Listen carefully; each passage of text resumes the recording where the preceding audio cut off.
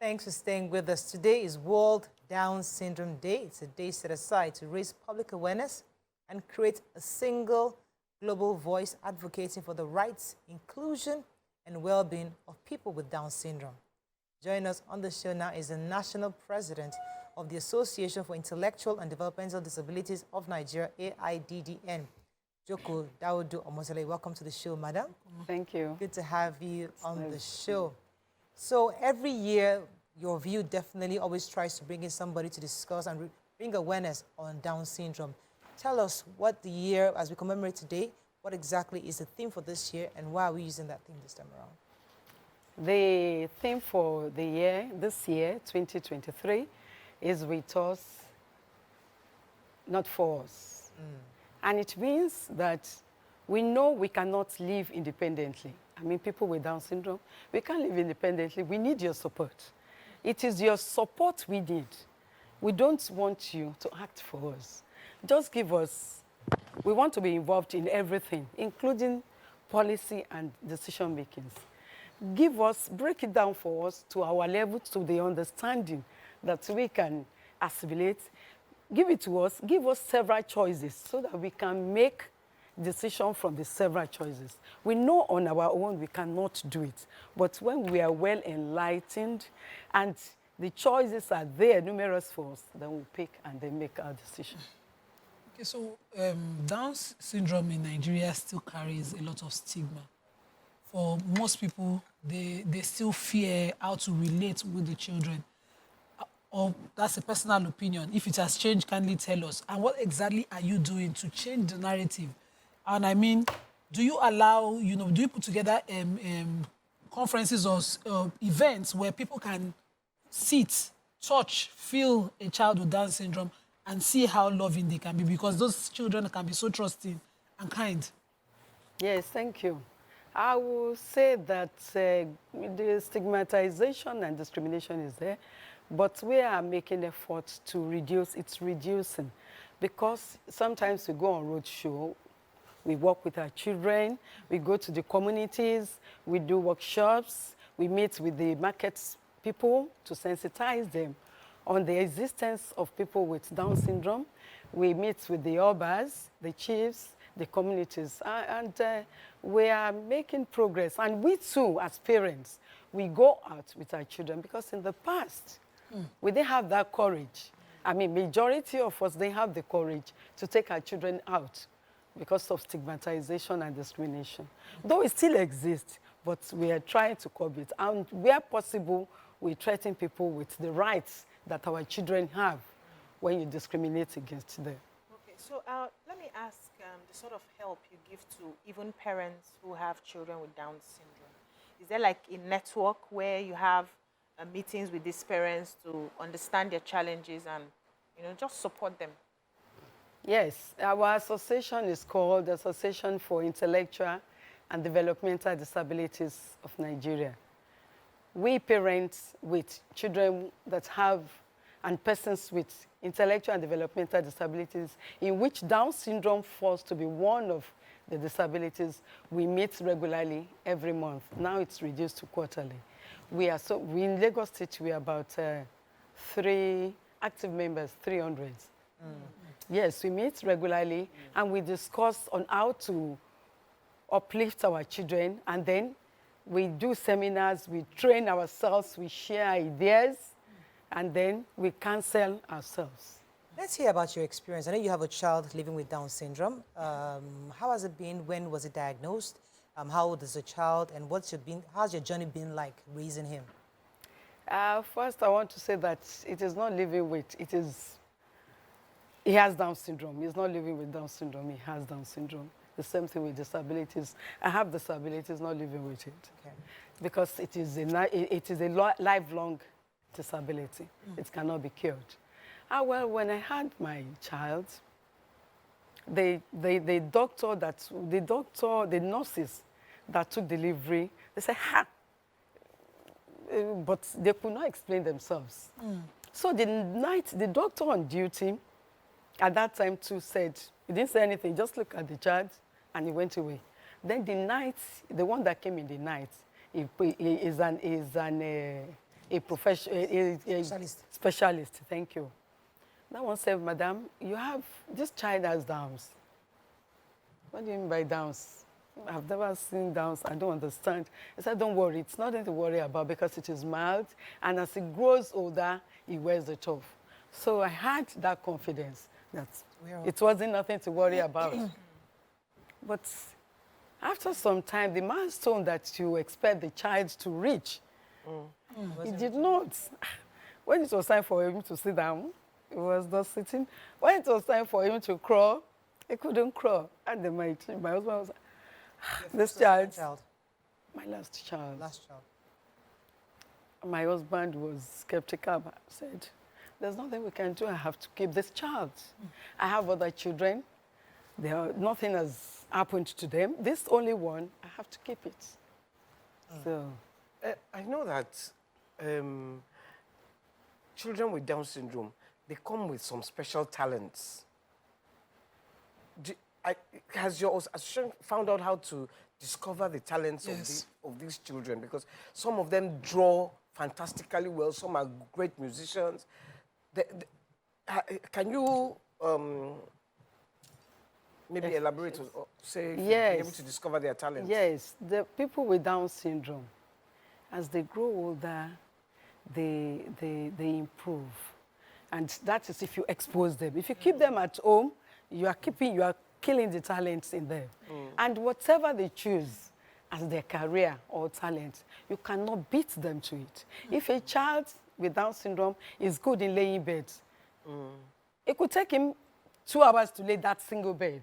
They're perfection. But you cannot find any fault, and you cannot do it the way he does it. I want us to help a lot of parents, because a lot of parents are watching. Aside from just raising awareness about Down syndrome, it's important for us to also show that it is possible. So I want you to walk us through daily routine, how you've been managing. Do you have family support? Do you have friends? How was it challenging in the beginning? Were you left alone to care for this child? Were you able to convince your friends to support?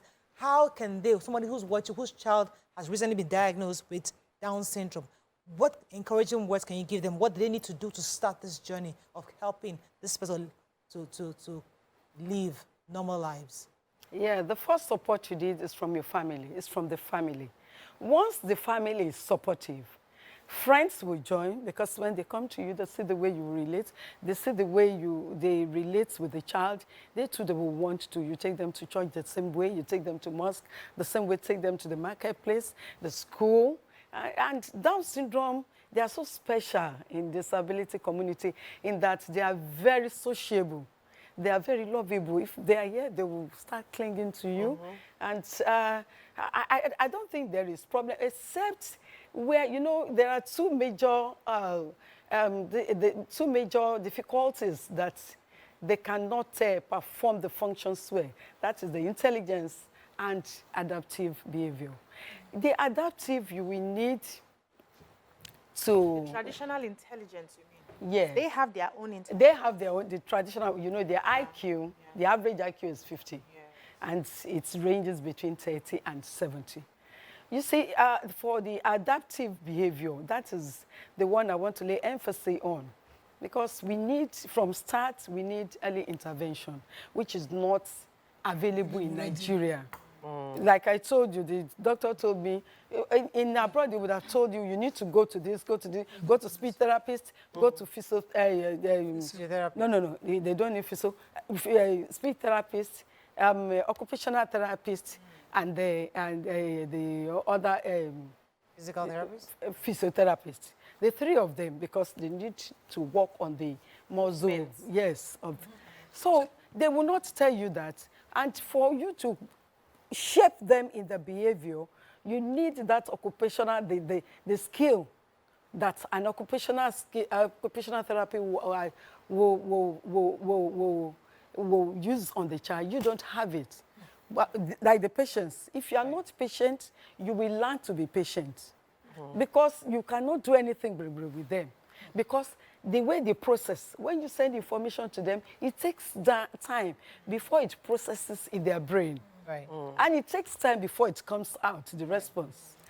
So let's talk about inclusiveness in society, and I don't believe any human being is perfect. We're learning about ADHD, different, all sorts of things about adults now. That, you know, we'll say this is a perfect child, and mentally the child has some other forms of deficiencies. So, but how inclusive is society when it comes to children with Down syndrome? I mean, can they be allowed to sit in class? I had an interview with a cerebral palsy child survivor once, and they used to kick the kids out of class and say that we can't cater for this kind of kids in our school. And you see schools pushing that. So how is it when it comes to education? They allow them in the schools in education, but they are not gaining from it. Because the pace at which other children are assimilating, they don't have it. They are slow learners. You have to repeatedly say something for them to process. So if you put, we are talking of inclusion. Well, yes, inclusion. I mean, it can be in the social the aspect. In the education, if you put a child that has a visual impairment or albinism, with a child with Down syndrome. You're calling more than... Yes, when you put the three of them together in a class, obviously the other two excel. Because she or he with Down syndrome cannot move on the same pace with them. So I think there's something they do, because this is what I'm writing my projects on, my master's. When it comes to inclusion, like Nima raised rightly, especially in the schools, they also devise special teachers. So they are there in the general class so that they are used to being with the society when they finish school. So, but they will have special teachers. There are lessons that they will take them for their speech therapy, some extra things that just helps them. So even after the concepts are taught in class, there's a special teacher that will now break it down and be patient. But I don't know if the public schools, maybe Mariah can help out in this, have those special teachers.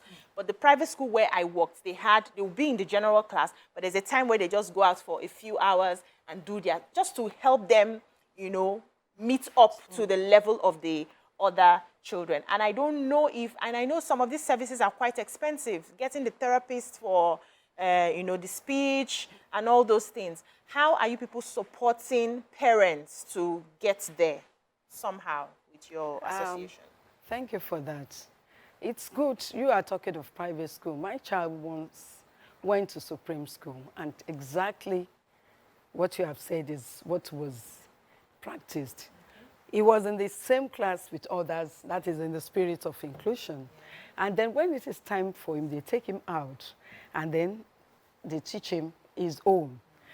You see, that one is obtainable in the private school, and how many people can access that? But in the public school, I have just given an example, and that is the way it is in the public school. They mix all disabilities together, and then you will see that at the end of the day, our children with intellectual and developmental disabilities don't gain anything because they are slow learners, the processing is slow, and then the technology-assisted devices they need that they will use, they are not available there. And we cannot even afford, because in my association, we have so many indigent parents, as mostly women that have been abandoned by their husbands because of this child with disability. You were talking about developing their talents about your association. Have you been able to? Yes, on talent. Yes, the only thing we can say in respect of that is to continue to advocate to the public and government to do something for them, because it is done within the reach of members. For you to get a therapist, whether speech or occupational or physio now, for you to get a therapist, maybe for one visit is 5,000. So, and you will need about 3 in a week. And then in a month, you know how much it amounts to. In a month, yeah. And we are talking of indigent people. Is there a social fund? I don't know whether it's you I should ask for, you know, for this kind of things. Because we had, in my family friend's house, a cerebral palsy child. He's late now. And weekly therapy was over 20,000. We were trying to help him with physio and trying to help him get speech. He could only pronounce one name till he passed. But it was so costly when we think about it, and I weighed a lot. I kept wondering if there was a social fund you can apply to, something that, you know, is sponsored by government. Is there such a fund? We don't have such. We're just an association that encourage women, that encourage parents, and then we feel that when we have the number, we'll be able to put that pressure on government to do this and this and this. I have to wrap up with you, but my producers just told me now that you came here today with your son. So my question is that do you go around with him? I mean, is that something you have to do, or do you have, because people need to know the reality that you're now used to going everywhere with him. Is that how it's going to be if you have to have this a child in this condition? Oh, yes. I think I enjoy moving him around. And then it helps him. He feels more happier. Yes, he feels more happier. And he behaves well. Yeah. I can see the difference as at the time. So just leaving him in the house? No. I've never left him in the house. I could leave him with my nanny or wherever to go to the shop or wherever, and then I go. But start going out, seminars, workshops, he will sit. And I just, in the past, I couldn't imagine my child sitting alone for hours without disturbance. Yeah. He will sit down there. 4 days ago, we were held up at Beggar. We spent 5 hours in the go-slow, and my child did not disturb me. He was in the car with me for 5 hours. How old is he now? He's 25 years. Normal children will disturb you. You will buy something, tire.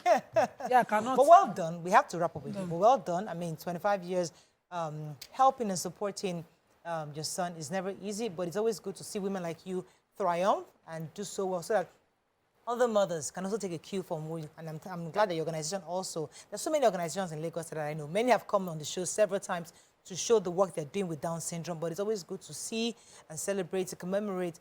The theme this year, as you said again, is with us. Work with us, not for us. So you don't represent work with us, yes. But help support us. Yeah. Put it on the table for us. Yes, and I would like you to speak to the government, you know, use this opportunity to speak to the government about helping what they can do to help your kind of associations.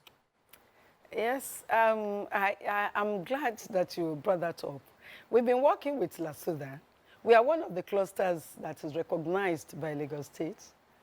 And well, LASUDA in its own can say they're working. But as far as our children and persons with intellectual disabilities are concerned, they have not gotten their fair share from LASUDA. Because when you bring all of us together to do seminars and workshops, you are doing for others that have this disability. Our children, if we take them along, they don't even understand what you're talking about.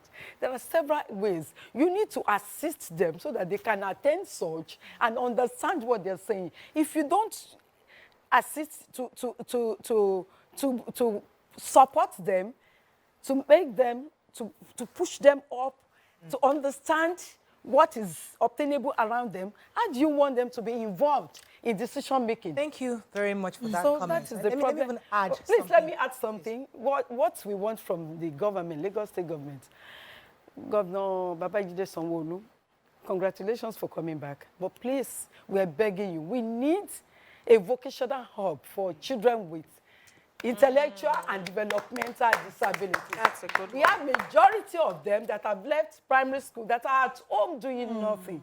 And we cannot take them to people to learn skills because they don't have the patience. Yes. We need skilled teachers that will educate these children. Yes. Let me add to that, because the reason why I wanted to add to that, because a lot of Nigerians, especially those who are well-meaning and those even in the diaspora, that they want to help with education, they just come with all sorts of ideas. Let's do this skills acquisition in schools. They have all the ideas. And one thing the commissioner who I work with says, all these ideas we know, but there's a problem.